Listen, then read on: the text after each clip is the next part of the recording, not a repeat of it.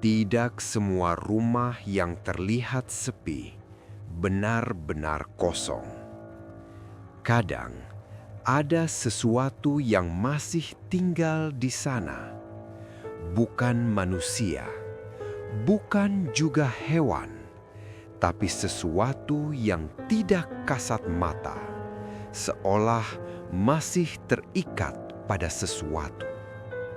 Dan sejak saat itu, malam-malam di lingkungan ini tidak pernah lagi terasa biasa.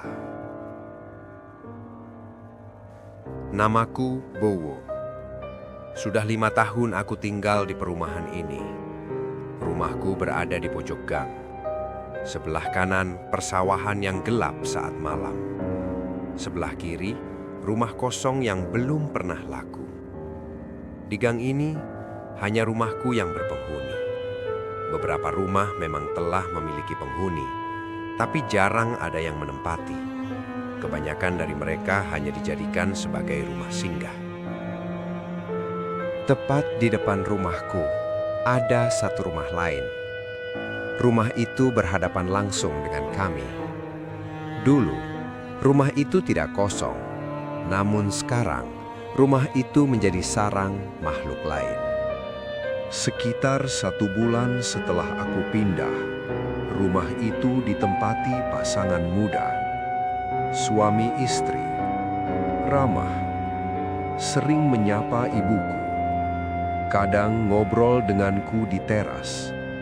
Selama hampir 3 tahun, tidak pernah ada hal aneh. Perumahan ini terasa hidup, meski hanya 2 rumah yang bernyawa. Aku pikir kehidupan kami akan seperti itu terus. Namun, aku salah. Tahun ketiga, suatu siang aku melihat orang asing datang ke rumah mereka. Bajunya rapi, nada bicaranya tegas. Bukan tamu biasa, seperti penagih dari bank. Seminggu setelah kejadian itu, rumah di depan kami telah ditinggalkan. Tidak ada pamit, tidak ada kabar. Mereka pindah di malam hari. Paginya, rumah itu sudah kosong.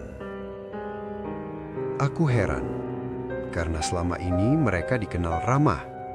Mustahil pergi tanpa sepatah kata. Ibuku hanya bilang pelan, mungkin mereka malu. Kami mencoba memahami dan mulai melupakan. Sampai 2 bulan kemudian, malam itu aku duduk di teras, nongkrong, merokok, menatap lurus ke rumah kosong di depan. Lalu aku melihatnya, cahaya merah, diam, menggantung tepat di atas atap rumah itu. Bukan lampu, bukan pantulan, dan tidak bergerak seperti api. Aku menatapnya lama. Dadaku terasa berat. Beberapa menit kemudian, cahaya itu menghilang. Dan sejak malam itu, rumah tersebut tidak pernah benar-benar kosong. 7 bulan setelah ditinggalkan, tepat setiap malam Jumat, rumah itu seperti hidup kembali. Suara keran air menyala, suara orang memasak, bahkan suara pintu dibuka dan ditutup. Padahal semua pintunya terkunci. Sampai suatu malam, aku melihat sesuatu yang membuat kakiku lemas. Di atas atap rumah itu, ada sosok putih seperti pocong duduk diam menghadap ke arah rumahku. Tidak bergerak, tidak menoleh, hanya duduk, seperti sedang menunggu. Aku tidak berani bercerita ke siapapun. Beberapa hari kemudian, temanku main ke rumahku. Dia pulang saat malam hari. Saat dia telah sampai rumahnya, dia mengirim WA. Dia bercerita, di tengah jalan perumahan, motornya terasa sangat berat. Mesin meraung, gas ditarik, tapi seperti ditahan. Begitu dia keluar dari gerbang perumahan, motornya kembali normal. Dia pulang dengan wajah pucat. Dan kejadian paling menyeramkan terjadi padaku sendiri. Suatu malam, sekitar jam 9, aku hendak keluar membeli sesuatu. Malam itu terasa lebih dingin dari biasanya.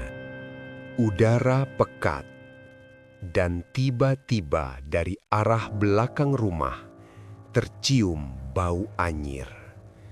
Bau seperti darah bercampur tanah basah. Bau yang sangat menyengat sampai membuat perutku mual. Aku mencoba cuek. Kunyalakan motor dan bersiap pergi. Namun, saat hendak keluar dari halaman, tanpa sengaja aku melihat ke spion. Di sana, di balik punggungku, berdiri sosok itu. Pocong. Wajahnya hancur seperti membusuk. Matanya hitam besar terbuka lebar. Mulutnya robek. Dia berdiri tepat di belakangku, sangat dekat. Tanganku langsung gemetar. Nafasku berat, aku tidak bisa bergerak. Dan saat aku mengedip, dia sudah tidak ada. Tapi bau anyir itu masih tertinggal, sangat kuat. Seolah memberi tanda bahwa dia belum benar-benar pergi. Aku baru tahu semuanya, bukan dari mataku. Ternyata setelah rumah itu kosong, ada 5 orang yang datang untuk survei. Semua tertarik, semua hampir membeli. Mungkin karena lokasinya yang berada di ujung jalan pas, sehingga tidak terlalu banyak suara berisik. Dan semuanya mengurungkan niat dengan alasan yang sama. Dari cerita agen pemasaran perumahan itu yang kebetulan temanku sekolah dulu dan kami sering nongkrong bareng, setiap pulang dari survei, mereka bermimpi. Dalam mimpi itu, mereka dibawa ke sebuah ruangan gelap oleh bayangan pria bertubuh besar.